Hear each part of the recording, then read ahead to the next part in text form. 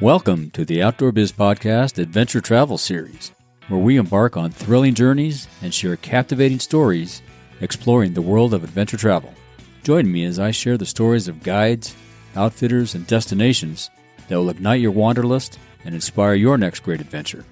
Whether it's scaling majestic peaks, diving into turquoise waters, or traversing vast wilderness, we unveil the hidden gems that every outdoor enthusiast dreams of exploring. Let's get after it. In this episode of the Outdoor Biz Podcast, we wrap up our series on adventure travel with Shannon Stowell. Shannon leads the Adventure Travel Trade Association as CEO after restarting the organization in 2004, pursuing the vision that it could be a powerful force for good in the tourism industry. Welcome to the show, Shannon. Thanks for having me, Rick.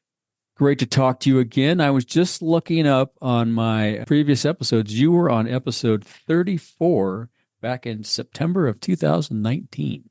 It's been a little while. Man, it has been a while. That's awesome. Thanks for being on that early show. I was still a rookie podcaster back then. That's great. No, I'm happy to be part of it then and now. Yeah, it's fun. I always enjoy talking to you. Let's remind everybody, because I'm sure I asked him before, but what was your first introduction to the adventure travel space? What was your first adventure travel trip, so to speak? Or was there one? Yeah, well, and it actually was my first trip outside the United States. Oh, okay. And yeah, I was in high school, and my parents wanted me to do something with myself for the summer between high school and college, and so they signed me up for this youth group thing that was going to Fiji to help build a building in near a village near I think it was Suva in Fiji. And so it was 1986. I'm sure I didn't know the term adventure travel, but it definitely was. We slept all travel was adventure travel back then. Yeah, exactly. We slept in pup tents, no running water, no electricity except for what was in the kitchen. And so we bathed in the rivers in Fiji, and it was just a mind-blowing experience. And the cool thing, Rick, is that the ATTA is going to be doing an official event there this fall. Oh. So I get to go back after more than 35 years. Wow, that'll be amazing. That'll be fun. It'll be wild. The last time I was there, they still had no international television connectivity. Wow. So the only media that they had came in the form of VHS or other forms, electronic media. Radios. Yeah, VHS tapes coming over to Fiji from around the world. So it was pretty wild. Did they have radio waves back then? Radio stuff? I'm sure there must have been, I think, but I do know that there was no access to like CNN or anything like that. Mm-hmm. A Fijian kid even asked me if Rambo was a street fighter in the U.S. But there were some perception things going on. But man, I'll bet. Yeah, that's cool. That's awesome. So, And then what were you doing before you got together with ATTA? So I was part of an online startup. I was in the early e-commerce days for outdoor retail. Amazon was live then, of course. It was back in 1997.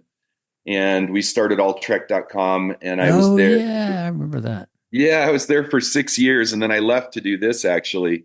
I forgot about that. We were early in the e-commerce. So we sold, I always like to say we sold Patagonia online before they sold it online themselves. And with were you officially the first? You might have been. We were the first. Yeah. It was truly unbelievable. And then we ended up negotiating with Amazon. We were the first, with the devil. Mm-hmm. We negotiated with them to get all of our vendors onto Amazon, and a number of them said no. Mm-hmm. But the ones that said yes, we were the first to sell on Amazon. And another fun story from that era was that we actually backed Amazon down in the negotiation, which would never happen now. You're probably the last guys to do that. Yeah, we walked away from the table. It was over 0.5 percentage point, and we said, okay, then we're not going to do it. Wow. And the next day they sent an email and said, all right, you guys win. Let's do this. Wow, And that's impressive. A little badge of honor. Yeah, good for you. That's cool. Yeah, that was way back in the day. 96, you said? 97. 97. Yeah, I think we went live on Amazon a couple years later, but 97 was when we started. So I went to Outdoor Retailer for many, many years and was involved in that space. But then we joined the ATTA as a member, and it started looking into it and just thinking, wow, this feels like it could be so much more, so much bigger and better and farther reaching than it currently is. And the gentleman who had started it had started to kind of lose interest in it. I think he had some big World Bank consulting projects that were keeping him busy. Gotcha. So I took a swing at it and said, why don't you let me take this over? And it took me about 2 years to convince him. In that time, he moved to Salida, Colorado, which is where I grew up. So every time I came and saw my folks, I would go sit down with this guy and peck at him again and say, hey, you talked him into it. Right on. So wow. it happened. Good for you. So, and now that's, gosh, that was a long time ago. You've been doing this for a long time. What's a typical day look like for you in your role as CEO now? Is there a typical day? Yeah, it's very bipolar. I'm either sitting here doing emails or phone calls, or I'm in a jungle or on a river somewhere. That's pretty bipolar. and yeah, it's been an incredible experience.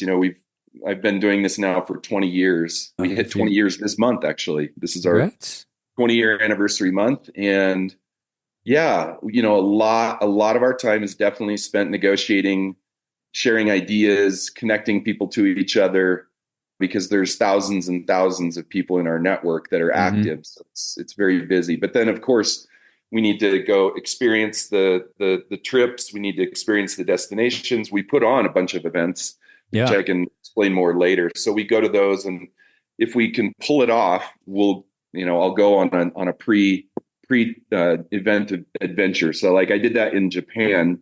Actually, my daughter came, and the two of us traveled on our own for about 4 or 5 days. And then we joined an official pre-summit adventure and then did the summit itself. So where in Japan was that? That was in Hokkaido. The event was in Sapporo. Yep. But the adventures happened all around the island of Hokkaido, which is an absolutely wonderful, wonderful place. I'll bet. I was over there visiting Mont Bell and Tatsuno. Oh yeah. When I was doing Mont Bell, I love Japan. Japanese outdoor brands. Yeah. Sure. Super fun. Yeah. Oh, that's great. Yeah, it's amazing. So what, you said you have a huge network. Do you have a number on that or a ballpark? I'm sure it's gigantic. Well, it's global. It changed a little bit because during the pandemic, we created a free community membership for so many people were getting laid off. Obviously the travel industry took an absolutely enormous hit. When we heard some of the industries saying things like, yeah, we are 20% down, we're 30% down, we're like, we're shut off. We are shut off. We are 80% down. And so there were a lot of people being shed from companies, and we wanted them to have a way to stay connected. So business members, those that are paying an annual fee, it's somewhere around 1,300 in 90 something countries. And then there are probably 8,000 free community members. Wow. And then we have a number of other categories as well. But so we view it as sort of like a bullseye target. The bullseye is the companies and destinations that are really actively engaged. And then you sort of move out to the outer rings where there may be people with that free membership that are still trying to find their way back into the industry, or they're at a different company or whatever it might be. That's great that you offer that, though. I mean, it's good for them and good for you too, right? You get to keep people connected, and then they get to join. And then when they do land, they can officially join. So absolutely. That's smart. Yeah. What are some of the key initiative or projects you guys are currently working on? Obviously, there's another event coming up. Yeah. Well, we have 9 events this year, all around the world. Wow. Yeah, I know, it's crazy. Holy cow! I had no idea. Yeah, we'll be actually in Finland, in Ecuador, Austria, North Carolina, Panama, Norway, Okinawa, and Fiji. Jeez. So it's going to be a very, very busy year. Now, some of those are smaller events. The adventure weeks are generally only about 20 people that go on those. And then the summit on the other end of it, which is in Panama this year, will be 800 people. So that's our big event. And that's the one that you had in Alaska that I was at last. That's right, in 2016. And then last year we were in Hokkaido, Japan. So, cool. This year, Panama. So it'll be cool. get a lot of variety. Yeah, well, I'm looking forward to Asheville. That's an Adventure Yeah. Elevate, I think. I haven't been to one of those events, but I'm looking forward to Oh, good. You'll love plugging. it. Yeah, plugging back in with some folks and seeing how that format looks. So yeah, excited. Yeah. That'd be fun. But as far as other initiatives, we're doing a number of different things. We've got a program that we're really putting a lot of energy into. We launched it during the pandemic, which was a total gamble, and it's called Tomorrow's Air. Oh, And it's a climate action tool for travelers and businesses. mm-hmm. And we've decided to move completely away from carbon offsetting, and so it's all around cutting edge technologies of carbon recapture and store and permanent storage. And while it's more expensive per kilogram for this kind of carbon action, there have just been too many of the offset programs have been called into question, including the world's biggest one. Oh wow! Just had a huge expose on some potentially really, really unfortunate. They basically were. There's a big question as to whether it was being done or not at the level that it said it was being done. So really so interesting. we've moved away from it. It's starting to become less and less interesting to those who are focused on it. Mm-hmm. Prevention is the best. Obviously, how do we just reduce carbon? Yeah. And then for those who want to take some action, anybody can have a subscription. So Tomorrow's Air is one thing that we're doing and Cool. are glad we didn't let die during COVID. Then we just made an announcement about a sustainability resource center. So at our summit in Lugano, Switzerland, a couple of years ago, there was somebody started a WhatsApp group, and by the end of the day, like 300 people were on it. And so wow. on one level, it was it got old because it never slowed down even after the event. But we were able to see some patterns in there. And there was a lot of talk about, I wish the ATTA could gather resources, because some of us are small enough companies, we don't really have time to do all the research. So we went out there and built a bunch of relationships with organizations like Green Key for hotels, Travel Life for tour operators, Blue Flag for marinas, boats, and beaches. PACT is an organization we support, and that protects children in travel. And then we have some other relationships too. So we brought that all together and put together a sustainability resource center and launched that about 2 weeks ago. Wow. And that's just an effort. We want all of our members within the next couple of years to have a formal commitment to sustainability. And that's a good initiative, because it's much needed. I was talking to somebody the other day, man. We can no longer play they're not games, but the efforts that we've been doing aren't cutting it. And we got to turn it around. Otherwise, forget it. It's over. Oh, I totally agree. We also joined 1% for the Planet last year. And our chosen charity is the Adventure Travel Conservation Fund, which we actually launched at the event in Alaska that you were at back in 2000. That's right. Yeah. Steve Barker. Yep. Stephen Nona Barker. Yeah. What I love about that organization is in my mind, it was the first coming together of major partners from the outdoor industry and the adventure travel industry. So we had gear, we had travel, and that continues to this day. So it's a really neat bridge between those two very similar communities, honestly. Yeah. Having spent 6 years in the outdoor retail industry and then moving to adventure travel, I'm like, it's the same people, but just a slightly different focus. You're right. Same. I have the same experience. Yeah. Yeah. But other initiatives, we've got Adventure Travel News that goes out, and anybody can sign up for that. It's free. And then this year, we're going to be partnering with Outside for the Outside Festival in Denver. Oh, cool. So we're going to be helping them bring travel operators and some destinations to the travel zone of that. That's coming up, isn't it? Yeah, June 1 and 2 in Denver. I'll have to look at that. I might want to go to that. Yeah, I'll be there. We'll be in the zone, so it'd be great to see. Cool. Yeah. I was trying to pick my spots. There's so many great events to go to. I'm avoiding the trade show thing because I think I've been there many times and done that. But there's some other cool events like the event in Denver and the event that we're doing you guys are doing in Asheville. So I'll have to check that out. Yeah. Absolutely. What are some of the things you're doing to support, say, destinations and that end of the industry? We talked a little bit about that, but is there anything else you're doing to help those guys Yeah. I mean, they're all doing probably okay. I think travel is still, better than I, and it's still, people still travel. Nothing's after pandemic. Travel is back. Yeah. That's for sure. The numbers have, I believe I just read that numbers surpassed 2019 for year to Oh, wow. date. Hmm. So it appears that it's back on track, which is not all good news, to be honest. Yeah. And and then China is still very slow. So to know that the overall global numbers are back and China's still not really back in the game, to me says there's still a huge wave coming. But we are seeing some of the pent up demand that was built during the pandemic dropping off a bit now. So Mm. I wouldn't say it's not dropping, but softening. Let's put it that way. It's normalizing, getting back to normal. Yeah. But Yeah. as far as destinations, yeah, we work with so many destinations in so many different ways. And sometimes it's very simple. We do a simple event there, like the Adventure Week program. Hmm. It's 20 people. We coordinate with the destination. We sew together an itinerary together of what we believe that the people in our network would be able to either sell, or if they're a journalist, to write about. And then we enact those. So that's kind of on the small scale. Hmm. And then, of course, we do larger events as well. Like I mentioned, the big summit in Panama, but also Right.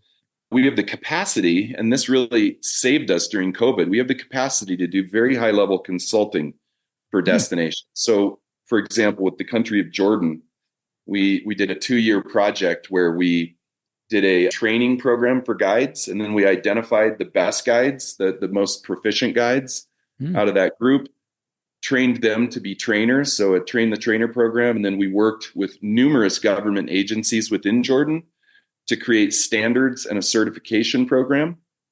And then we handed it off, and so it's theirs now.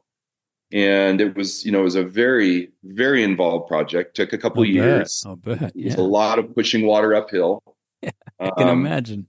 But it came together, and there was a problem, and this isn't the only destination that has had this challenge, is that the old structures of tourism kind of had all the control. So, a lot of companies that had been around for 40, 50 years had complete control over the Jordanian tourism industry, and adventure guides were technically illegal.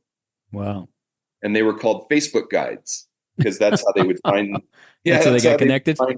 Yeah, that's how they'd find their business, and that's different now. So now you can become an adventure travel guide. You can start your adventure travel company, and so that's on the much more technical end. Mm-hmm, mm-hmm. And then we can do everything in between too. We help destinations think about how to position their marketing, how to build capacity within destinations, how to increase professionalization through training and education. So yeah, there's the heart and soul of the ATTA is really tour operators and destinations. And then all the other parts around it are also very, very important. But our wheelhouse is really tour operators and destinations. That's where the rubber meets the road. Yeah, exactly. What we're best at. Yeah. Do you have any plans to take that guide program and expand it? Because it seems like that'd be a great program to offer up to other folks. Yeah, we're doing guide training. We did the last one that I'm aware of. There may be a more recent one that I'm blanking on, but Okinawa, Japan last year, the end of the year. So we make that product, that service available to any destination that would like to train their guides. And then I think it was about a decade ago, maybe not quite that long ago, that we convened super guides from a bunch of destinations and said, let's put together the International Adventure Travel Guide Standard.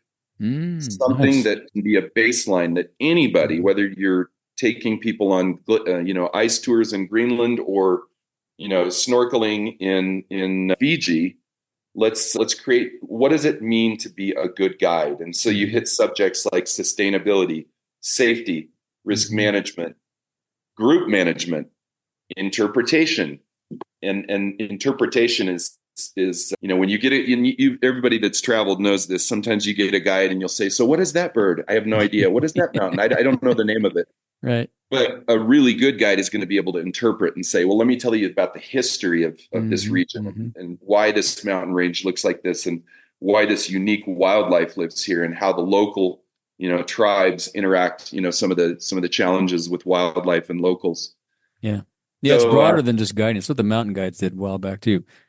But you got to know more than just the technical aspect of getting people to the destination and back safely. There's all kinds of other Totally. stuff. Yeah, yeah, that's Totally. awesome. Yeah. There's a destination I won't name that is an awesome destination, but their guides tended to be very, very good at the technical, but pretty cold with the customers. Interesting. So Yeah, that yeah. was some of our feedback is like your guests need to feel like the guide actually cares about more than just getting them home alive. Right. That you actually like them. You can at least fake it. Yeah, right.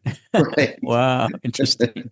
I won't Yeah. ask who that was. That's interesting. I think that was some of the stuff that the mountain guys went through. I remember when I was at A16, gosh, this was a Hmm. long time ago. I think they had one of the first AMGA, American Mountain Guides Association Hmm. meeting at the ski show there in Vegas.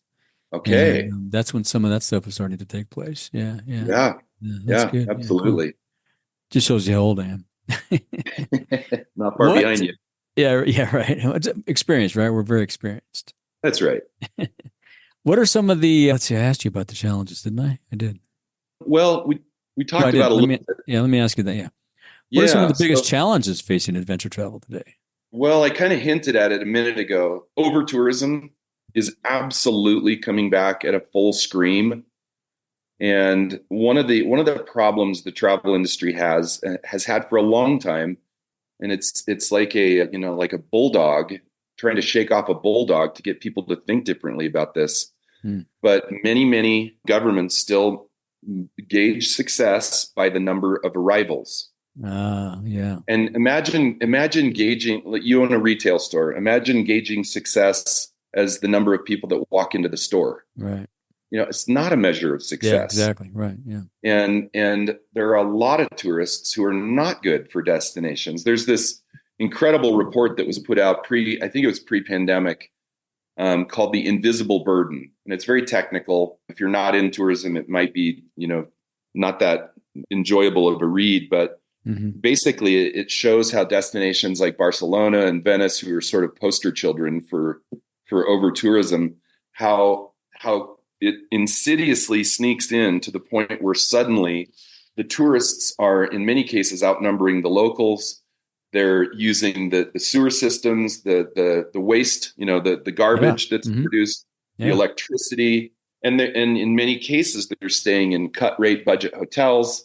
There's horror stories in some places, like in Mongolia, for example. They were telling me how a majority of the travelers that come from China, for example, they bring their own food, and Wow. then they stay in budget hotels. And so that kind of tourism is really not helpful for destinations. It Yeah. really burdens it phenomenally and doesn't give that much back. And so that's something that we all talked about a lot during the pandemic, and governments actually started to take tourism a little more seriously, because when it shut off, they finally realized what that meant. Yeah, they saw that economic engine stop. Right. Yeah, And right. we've always had a redheaded stepchild syndrome with the travel industry, where somebody comes into power in a government and they'll appoint a really experienced finance person to the Ministry of Finance, and so on and so forth, and then they'll be like, oh, I'm going to give my cousin Larry the tourism minister job, and as sort, or a favor or whatever. And Yeah. so a lot of times tourism was not being taken seriously. Hmm. And I can't remember who said this. Somebody said, because everyone has been a tourist, everyone thinks they're an expert in tourism. Yeah. Yeah. Yeah. Once they've been a tourist, that happened. That used to happen in guiding too. Once somebody took a river trip, they thought they could be a river guide. Right. Right. It's like, Right. no, no, So, no, no, no, no, no. right. So some of these problems that were really becoming significant pre-pandemic are coming back in force, unfortunately. And so that's one of the concerns, is just sites being overcrowded.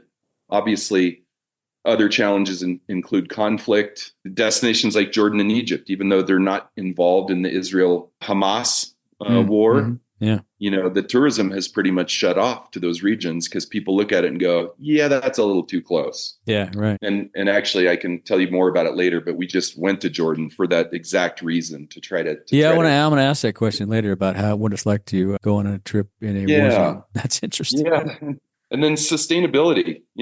I know people roll their eyes and gloss over, their eyes glass over when they hear sustainability, because it does get overused, and abused. But honestly, it is just such a serious issue for especially adventure travel because our members are taking people out on the rivers, in the forests, on the trails to go see wildlife, to see cultures that still are super unique and haven't become global monocultures.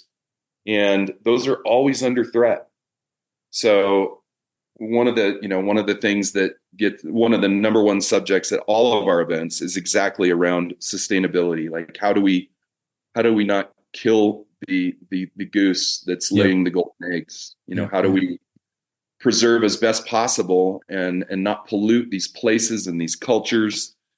And that's really why I have a beef with the big ship cruise industry, is that they come in and just overwhelm cultures with these new monster ships with thousands and thousands of people stopping in villages in Norway and Italy and everywhere around the world. But double the population when they arrive, right? Right. Yeah, exactly. But you don't want to hear me rant about that for very long. No, it's interesting. I have had a bunch of friends invite me on those things, and I don't know where I got this idea, but for years I just couldn't. It's like a giant petri dish. I can't imagine, Right. And how they can get it clean between one group and the next. I mean, I don't think they can. So, and there's such better alternatives, like companies like Ponant and Lindblad and Uncruise. These are companies that are small expedition ships. Mm-hmm. Yes, it's more expensive. You'll pay twice the price for 5 times the experience. Yeah. So it's like if you can pull it off and go on one of those smaller expedition ships, it's an experience of a lifetime. It's amazing. That's how I got to Antarctica when I was with Eagle Creek. Through Sobek, we got to go on a little tiny Russian research ship with Jonathan Chester, and he's going to be on the show later. But fun! It was just what a great event. What a great, you got tight with the people because there weren't a million of them. There were like 25 of them or 30 or whatever. But yeah, it was awesome. Yeah, very cool. What excites you most about the future? Well, adventure travel is on a growth rate that's higher than the travel industry at large, and it was before the pandemic. And we don't have data yet. We're going to hopefully be doing a study this year, but anecdotally, I'm going to guess that it's growing at an even faster pace than it was because the pandemic changed the way a lot of people think. Smaller groups, more remote locations, on a trip with people. You want an experienced guide who can deal with the fact that you might get COVID on a trip, or how do they deal with that? Or if there's any sort of accident, you want to be with, somebody who can take care of that.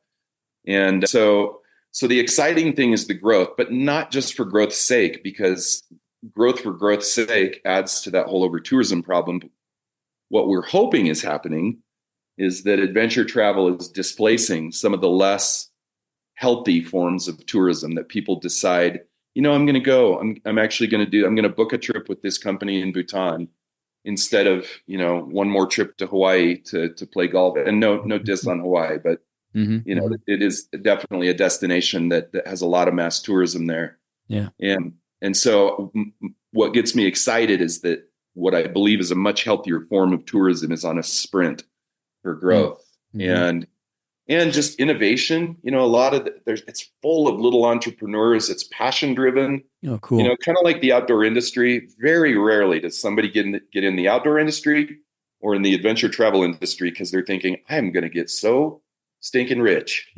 It's I love rivers. I love climbing. I love meeting people in other cultures. I love those things, and so I'm going to build a business around that. Yeah, very experiential. It's neat. Yeah, we really are blessed, those of us who do work in the adventure and outdoor industries, that it is full of really, really amazing people. Yeah, we are blessed. It's been a great experience for me, and it's like you say, it's all those experiential opportunities, and you're not just, even back when I was working for brands, we're selling stuff, but at the end of the day, though, there was still, you're out, you go on a sales call, travel for a week in Colorado with the reps, and then on the weekends you're skiing or hiking or biking, or, all those things. So yeah, absolutely. Cool. Yeah.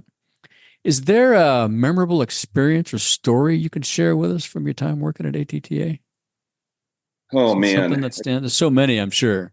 Yeah, I feel super blessed. to Is be there a in this space. theme about all that? Is it about all the people experiences? Is there maybe a theme about all that? I would say the biggest learning for me is that, there's so many beautiful places on earth, but it really, at the end of the day, what differentiates is the people themselves. Mm-hmm. You don't go to Jordan or to Brazil to eat at TGI Fridays if you're in the adventure travel industry, Right. and Right. you're not looking to go find the biggest shopping department store in the country. You're hoping for uniquely Jordanian and Brazilian experiences when you go to these places, and it's the people that deliver that. And so we bang this drum all the time with destinations and say, you got a lot of really pretty beach pictures, but there are millions of beaches around the world, and you're competing with all of them. Yeah. But what makes you, Jamaica, special is no one can out Jamaica you. Right. It's your one secret weapon that no one else can compete with. So, and even within countries, obviously there's countries with tons of different cultures inside them, like India and China and, well, plenty of places, Japan. Mm-hmm. So I think the culture part is so huge. For a standout trip for me, it was actually kind of in a war zone. We were never in a war zone when we were on this trip, but I took my son and some friends and I went on a trip in northern Iraq in 2017. And one of the most chilling, amazing, moving moments was they took us to this monastery that is, as far as we know, one of the oldest Christian monasteries in existence. Wow. Something like 300 AD, and it's called Mar Matai, and it's on the plains of Nineveh. Like, you start hearing biblical terms referenced when you're there, and from this monastery, which was perched up on a hillside, the priest gave us a tour around. And then he said, it was just a couple months ago. See the road you came in on down there? That's down below us. Well, ISIS showed up there a month ago or 2 months ago, and they were glassing our monastery with the binoculars, and we knew what was next. And so there were 40 families living here, and all but one fled. And I decided to stay. And first, I took all the sacred relics and artifacts that we have here, and I took them to the big city of Erbil and hid them there. And then I came back because I'm not going to abandon the monastery. And he said, and then the Kurdish army swept in and took care of them. And while we were there, we could see the bombs hitting Mosul, which was only 20 kilometers away. Wow. So, it was 20 kilometers, so distant. Yeah. That makes it real, though, right? I mean, that talk about the difference between seeing it on TV and seeing it 20 kilometers away. It was crazy. It was the final pinch on ISIS in Kurdistan. And so they because of the connections our guide had, we actually got into the command center where the U.S., Iraqi, and Kurdish generals had all their war plans up on the wall and how they were pinching ISIS and finishing them off in Mosul. And it was just surreal to be in there. Imagine, the American guy, he was super friendly. They were all very friendly, and they're like, "Yeah, come on in and see how this looks, but no photos." And we're like, "Got it, right. Totally got it." Yeah. Wow, but they explained to us, and then they took us to the ISIS, the graveyard of captured vehicles, and it was like Mad Max. I mean, you had every imaginable style of vehicle that had steel plates welded on the outside, made to look like a ship. Just Did you take pictures of that? I have pictures of that, and I can share those with you. Yeah, it was nuts. And my son was 16 at the time. He turned 17. Oh, wow. So he must have been going nuts too. So we were walking around looking at, fist-sized holes in the front of an ISIS vehicle, and then an accompanying story. It was just mind-blowing. Yeah. And then at the same time, the Kurds were just so kind. And for that region, which has so much strife, so many problems, the Kurdish, I mean, America has betrayed them several times, but they basically said, "You betrayed us less than everybody else, so you're our best friend out there." And then they always would say, but our saying in Kurdistan is, "The only friends that the Kurds have are the hills."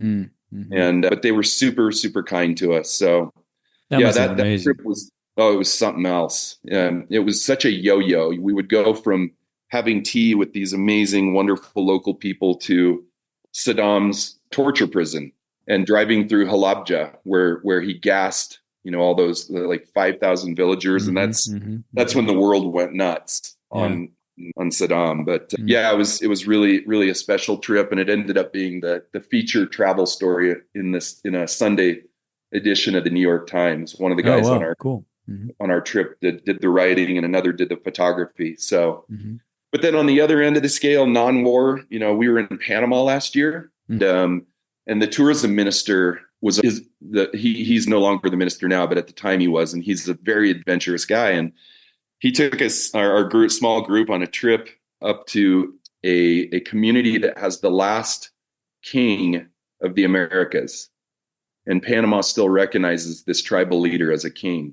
Huh. And how old is that? he wasn't very old. He was in his 50s, but it was pretty crazy because we had to fly from Panama City to another location, and then we had to drive, and then we had to ford a river, and then we had to hike for hours, and then we had a motorized canoes that went upstream for another hour, and then we hiked for another, 45 minutes. And that's when we got to this community. And so no road access. And so just seeing their way of life. We bought carob that they had harvested from the jungle, and Gabby made a traditional Brazilian drink with it this last Christmas. Oh, cool. And we got to chat with the locals. It was just really, really special. So that's awesome. The beauty of adventure travel. If you go with a good guide or a good company, they're going to get you access to things that it's going to be a lot harder to do on your own. Like we would have never figured out how to get to the Naso tribe, for example. We certainly wouldn't have gotten into the military headquarters in Kurdistan. That's my pitch for, there is a time and a place to do it on your own. And I've done that and I love it and it's great. And you have those, constant serendipitous experiences, but sometimes you want somebody who's going to open doorways that you'll never get through on your own. That's huge. I went to Georgia that way remember Cindy from Changes in Latitude back in Boulder, Colorado? Yes. She put together that trip, and we went with Ecka and her husband Ecka was a Sobek guide, I think, for a minute. And it was just a fantastic trip. It was a trek, and we just, and we got into places where you just wouldn't have been able to get in on your own. And it was along the border of Russia and the Caucasus Mountains, and the Russian guys still had these posts where they still manned, and they were not too pleasant looking fellows, but there was no war going on at the time, so it was totally safe. But just it's fantastic. Those kind of things the experience is you can't change it. It changes you, and it's with you for the rest of your life. So yeah, for sure. In Mexico, we did a number of events there about a decade ago, so plus or minus. And we got to go to Chiapas, and a Mexican company took us to a local Lacandon guide. And I don't know if you've ever seen photos of the Lacandones, but they all wear white robes. Oh, I haven't seen that. And somehow those white robes are clean, which mine would be marred within minutes living in the jungle in Chiapas.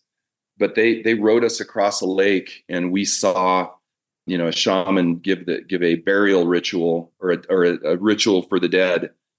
And the Mexican guide told us, you guys are among the last to see this, and then it's going to be gone forever. Wow. Because this is the last one, and none of the youth want his role, and he's aged. And so when he's gone, it's over. Oof. So there was a moment where we kind of looked around the room and we're like, okay, everybody take a couple of pictures and then stop taking pictures and just soak this in. Yeah, exactly. Take a deep breath and soak it in. Exactly. Yeah. The last of the culture. That's got to be pretty moving, I think. It was pretty incredible. It's sad to see, things pass away, and also change is inevitable. These things are going to happen. And honestly, Rick, it's one of the reasons I believe in adventure travel. The power of adventure travel is because this sort of activity, when done right for long enough, gives local people a reason not to move to the big city and then often end up living in a slum, and to be proud of their heritage. So many of them are so surprised that outsiders care and are interested in what they do. And And it's a source of real self-respect and pride when someone comes in and is honoring of that, Yeah. and appreciates that. And so it really is a tool to keep people employed and to continue traditions. But it's so sensitive too, right? Because you've probably seen things where, somebody does a little song and dance, they don't look happy, and then they pass the hat at the end. Yeah, right. I've seen that. I'm not talking about that. That's already broken. Mm-hmm. Yeah. How do you bring small groups of high value travelers in to remote locations in a way that does not harm that local culture, and give something back to them? And that's where good on the ground tour operators are vitally important, because they can manage that tough balance. Yeah. Yeah. No, that's huge. That's how you immerse in the culture. And that's, some of the ways you keep the culture from dying, because we're really good at getting rid of cultures. We're not that good at, it sounds like we're getting better. You guys are doing great work, but it's just, that's awesome. Yeah. Good. I look forward to one of those trips again soon. Hey, you love to learn, right? You're probably a lifelong learner like me. New photography techniques, new tools like AI. I know, it's fun and keeps the creative juices flowing. I just purchased a course on AI from Creative Live the other day. I'm always looking for tools and methods to streamline my production process for the Outdoor Biz Podcast. And Creative Live has an amazing selection of live and on-air classes.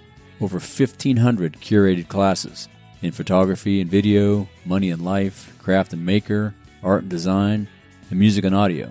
There's something for everyone. And new classes added every month.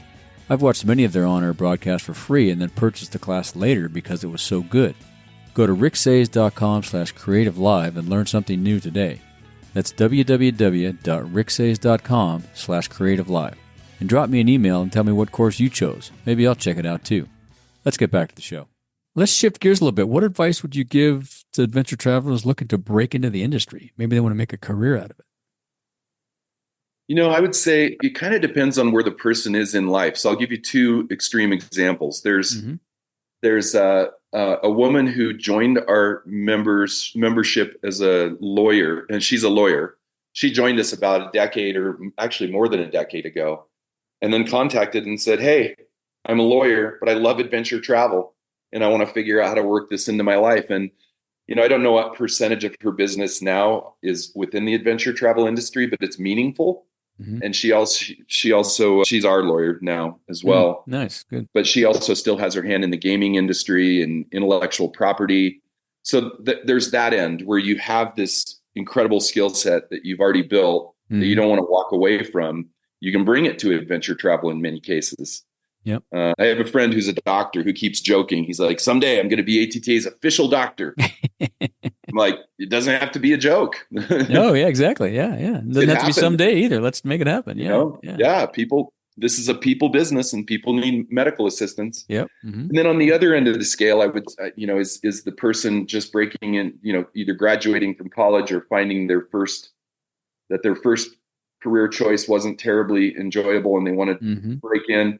So for those younger people, I absolutely go work for an adventure travel company, because that'll give you two really important things. One is the experience that could then catapult you to your next opportunity, or the other thing is you'll learn if that's the business you want to be in or not. Exactly. Because it isn't for everybody. It's hard. It's doing adventure travel well and sustainably and making a great living is hard. There's no question about that. I'm in constant awe of the tour operators out there and what they do on a day-to-day basis to open people's lives and experiences and give them something really meaningful to carry for the rest of their days. Yeah, no, that's great advice. So either end of the scale, and then of course there's all those in the middle of mid-career switches, and we see those. One of our tour operator members was a Wall Street banker. And then he built his adventure business on nights and weekends. I bet that happens a lot. People get they on their day, they have a day job, pretty good day job, and they're on a vacation, so to speak, and it just changes their life. Yeah. Oh, totally. Yeah. Totally. That's pretty cool. Yeah. Yeah. In fact, one of our team was a Big Five consultant. She was in DC. Wow. Wearing a power dress, going to power meetings, and she took one Grand Canyon float and went, "I am out of here." Yeah. And she never looked back. Yeah. And Good for her. she's actually the one running our Tomorrow's Air climate project now. And it was the Grand Canyon that flipped her. Cool. Yeah. That's what happened to me when my first activity on the Kern River changed my life forever. Oh yeah. Yeah, that's Yeah. awesome. Well, you'll appreciate this, Rick. The first time I attended Outdoor Retailer, I was one of those guys wearing slacks and a blue collared shirt. Wow. You were one of those guys back in the I day, was one huh? of those guys. Yeah, We yeah, were yeah. launching our internet firm, and we thought, well, we Yeah. should dress for success, not realizing that dressing for success in the outdoor industry is exactly the opposite. In Have fact, baggies and flip-flops on. the guy at Patagonia that gave us our shot at selling Patagonia online was wearing a t-shirt, shorts, and flip-flops. I believe it. Yep. Yeah. Fantastic. Yeah, Never now awesome. I can never look back. There you go. There you go. It's changed a lot of us, I'll tell you. But Yeah. mostly for the better. I think 100% for the better personally, but it is what it is. Oh yeah, Yeah. It's a great industry to be in, all sides of it. I don't care what you're doing. Yeah. for sure. And what ways do you see the role of ATTA evolving in the future? Continue more of the great work you're doing, I'm sure, but is there any new initiatives or things you see that are not, maybe they're still just a sparkle in somebody's eye that will develop into some new arm of ATTA? You know, we really run an entrepreneurial culture, and so I anticipate that we will continue to find new ways to morph with what we're already good at outside of our space. So, for example, we had a real good shot at there was going to be a huge festival that had nothing to do with adventure travel, and somehow the people running part of it found us, and we just said with complete confidence, because of our years of putting together pre-adventures in front of our big events all around the world, we're like, we can run adventures for your festival goers. Have that festival goer come in 3 days early, and we'll put them on an adventure travel trip of a lifetime. We'll pay for that. It'll help your festival. It'll make it more meaningful. Great idea. And I use that as an example just to say, we know what we're good at, and we're not going to stray from that. But I think the application can probably be many other places. I think sustainability and responsibility, like you said earlier, it's not an option anymore. And one concern I have tied to that is in the bigger travel industry, I do feel like I know there's still a lot of greenwashing going on. Yeah. In fact, I can't remember the article now, but it was an article written by a journalist who had not really done their homework and was touting this giant ship as being sustainable now. And I think the headliner was real trite. It was like, now you can cruise and be green. Well, if you look into that company's actual scorecard with Friends of the Earth, they had an F. Wow. F. Oh, that's pretty bad. We have a problem in the tourism industry, which is that a lot of the legacy mass companies are still, they're using the language. Yeah. And I jokingly called it industrial level greenwashing. Yeah. And so that's really, more and more, we're going to have to prove our value to the world. You kind of saw some of this before the pandemic with the flight shaming in Scandinavia. And there are destinations now that are no longer marketing to long haul destinations. So it used to be everybody wanted, a piece of the Asian market from Europe. And I know multiple countries now, again, I'm not going to name them, but multiple countries who have made a conscious decision to pull out of the Asian markets simply because of the carbon footprint.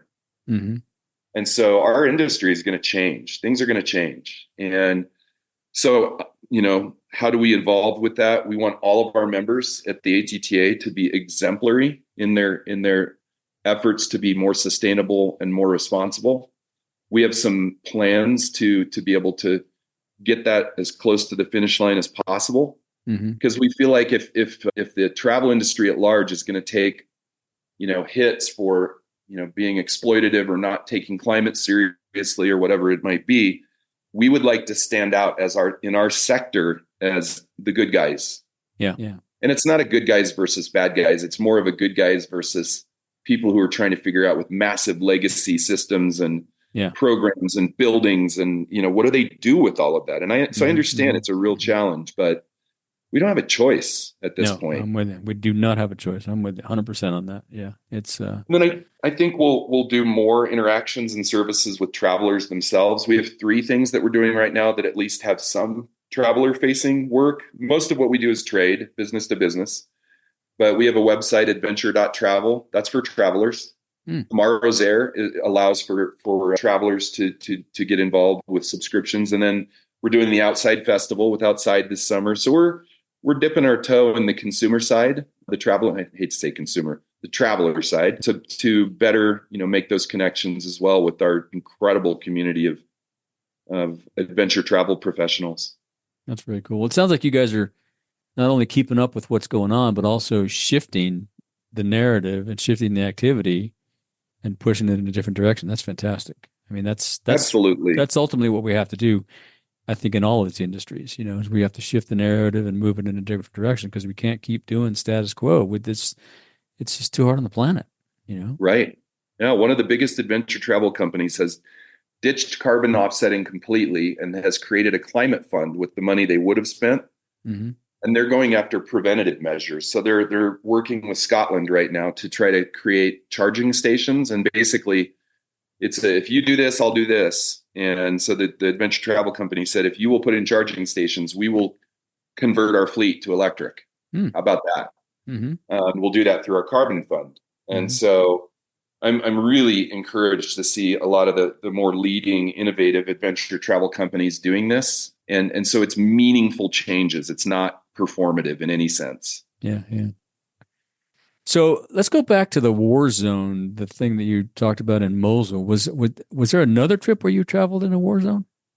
It wasn't in, but it was near. Was near. Yeah, not. Yeah, It it was hard near. to travel in. Right. You'd be part of the war if you were traveling in it, I guess. Oh gosh, yeah. Yeah, no, I don't want no part of that.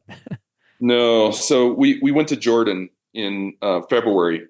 About 20 of us, travel industry people, some associations, some media, some tour operators, and the Jordan Tourism Board hosted us and said, travel is like 80% down because of the war next door, even though there's nothing happening in Jordan. And then, of course, a few days before we actually went, there was that incident where the drone killed 3 American servicemen in Jordan. Oh, right. But it was right on the border in a place that we would never be going to anyway because of the situation. But we actually launched a trade event that went live October, I think it was 9 last year. So we hit the ground right as the conflict erupted. In fact, we had a team that were in the air when it happened. So they left with everything calm. And by the time they landed, their phones were exploding from family, up, wow, friends and colleagues. And, we had to make a real hard decision. Do we continue forward with the event? And since everybody was already on the ground there, and the Jordanians were amazing with giving us updates, and, the border was very secure, we gave people the option. If you want to go home, you can, and we'll refund your money. And nobody left. And only a few people ended up, canceling and not coming. And I really mean a few. I think it was less than 5. Wow. So the event happened, it was very somber, of course. And so they canceled some things like parties because it just wasn't party time. Wasn't the time. Yeah. And so then we went, but Jordan has been committed to us, and we've been committed to Jordan for a very long time. So I met them back at the Alaska event. They're great. They're so great. And I'll tell you, Rick, it was an absolutely magical trip. And I mean that. It's the perfect time to go to Jordan. Petra was pretty much empty, Bethany beyond the Jordan, where archaeologists have determined that it's the most likely spot where Christ was baptized. It was empty when we went. There was no one else. We had it to ourselves, and it was magical. And then as we were leaving, some other tourists came in. So that was really interesting. So it's, while it is somber, the Jordanians are unrelentless. They're so kind to visitors. I was actually a little nervous because Biden, some of Biden's moves have not made friends in that part of the world. Yeah. Obviously, that's you never know how that's going to go either way. I mean, it's 50-50, right? You just don't know how. Yeah. And so I'm like, will Jordanians be as kind and welcoming as they were in the past, considering our complicity in what's going on right now? Right. And I stepped off the bus once, and the guy pumping the gas had these just piercing eyes, right? And he looked at me. He looks at me with those piercing eyes, and he says, "Where are you from?" And I said, "USA." And not quite like that. Yeah. And he just huge grin, and he goes, "Welcome to Oh, Jordan. cool. Yeah. You are welcome." And I said, "Thank you so much. I love Jordan." He said, "I love America." I'm Wow. like, "Well, thank you." I Yeah. don't Had even he know what been to to say. America? No, Wow. no. Yeah, that could have So, gone either way. well, yeah, and it just didn't. It went one Hmm. way the entire That's time we great. were there. That's And great. so that's an example of where we can use our, what we have to try to make a difference. So we did a webinar with Tourism Cares, which is a nonprofit that I'm on the board of, and their CEO was also on the trip. And we did a webinar with them, and we had, I think, almost 900 people sign up for it from the trade, Wow. which is That's more than amazing. we've ever had before. Yeah, it was Yeah, incredible. that's huge. Not all of them showed up, of course, but we had a big crowd there, and I was reading all the comments the whole time, and it was a lot of travel advisors, a lot of tour operators, a lot of media, and with one exception of a woman who had a problem in Jordan, the other 99% just said exactly what I just said. And so I'm hoping that helped us help them sell to their customers to say, if you don't mind knowing what's going on next door, which is very sad, you're going to be helping people Yeah. in the travel industry in Jordan, trying to put food on the table, and it's going to be a world-class experience because you're going to have it all to yourself. And you also expose those rest of the world to the situation that's not happening everywhere, right? It's not all, Exactly. when you think of Jordan, the whole place is not blown up, right? There's all these other things to do Exactly. and go. And I think that's what happens in a lot of the world today is we hear the name of one spot, something happens, and we think, okay, can't go there anymore. Well, no, there's probably still places you can go, Oh yeah. So, yeah. Oh, Texas used fear as a tool to keep people from going on spring break in Mexico. Yeah. Texas is the only state I know of that has declared their own travel warnings. Usually it's Yeah. a Right. federal Yeah. thing. Yeah. Yeah. And Texas was doing blanket warnings on Texas. We actually went and met with the Texan politicians and said, "Can you please just be more specific? Because you're hurting all these little communities that rely on Right. travelers to show up." Right. And no travelers were being hurt in any of those situations. Right. But it Yeah. was easy to make it happen. So. Yeah. Crazy. Yeah. Well, let's shift gears a little bit. What do you have a favorite piece of gear you take with you on every trip? I take the Grail with me, the Yes. water filtration bottle. My wife and I, we've drank out of the Ganges, the Amazon, the Panama Canal. Wow. Gabby drank out of a really fetid horse pond in Peru, a horse drinking pond. And me, Rick, I like to keep it classy. So I drank out of a swimming pool in India. Nice. And I'm serious. And we never got sick. And so That's I an amazing tool. love that machine, and Cool. I take it with me on all my trips. That's a good one. Yeah, I got to get that guy on the show. Easy to do. He's a great, and he's a great person to talk to. So he'd be wonderful. Yeah, we've talked about it. I haven't kind of lost track of that somewhere along the way. We'll have to resurrect that. Yeah, for sure. How about a favorite book? I'm sure you've read a lot of books on all your airplane rides. Yeah. You're going to laugh at this one maybe, but I'll explain. Man-Eaters of Kumaon. No, I haven't heard of it. Yeah, Jim Corbett. He was a British Indian. His father, he was British, but his dad was in the administration in India in the early part of the 20th century. And Jim, I guess he earned this skill of being incredible at hunting man-eating leopards and tigers. Okay. And so from just a pure adventure outdoor, oh my gosh, standpoint, it's a really entertaining read. But what I love that's more subtle about it is the heart of Jim Corbett. He was clearly a conservationist, clearly cared about the local people. And that was back in the day where he would get a letter saying, go to Srinagar or wherever. And he would get dropped off in a city, and then he would have to walk trails for days to get to these remote locations. Wow. Where sometimes by that time, a lion or leopard.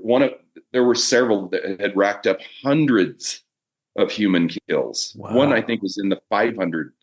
And because they were such a remote village, it was hard to get the news out and get somebody there. And so his job was really to exterminate these animals that had become problems. But he loved them too. Like there's one story where he waited. He successfully snuck up on a man-eating tiger that was asleep. Jeez. And he waited for it to wake up before he killed it because he just felt too guilty about shooting it.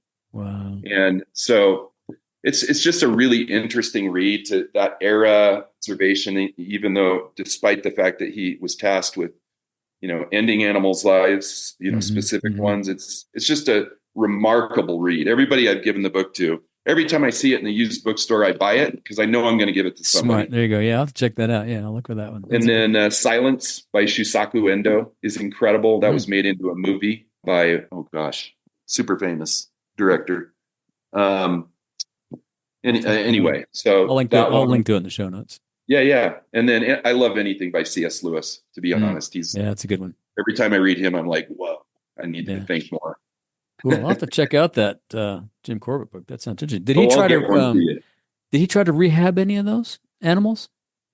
Might be impossible once they come. They learned that once an animal has eaten and killed and eaten that many humans, that is their target from then on. Because and there was always a reason. That was the other thing. That was another reason he was compassionate. It was never because they just decided they liked humans. It was because they were old, they were sick, they were missing teeth, and people were just an easier prey than than the wildlife. So there was always something wrong with the animal. Yeah, interesting.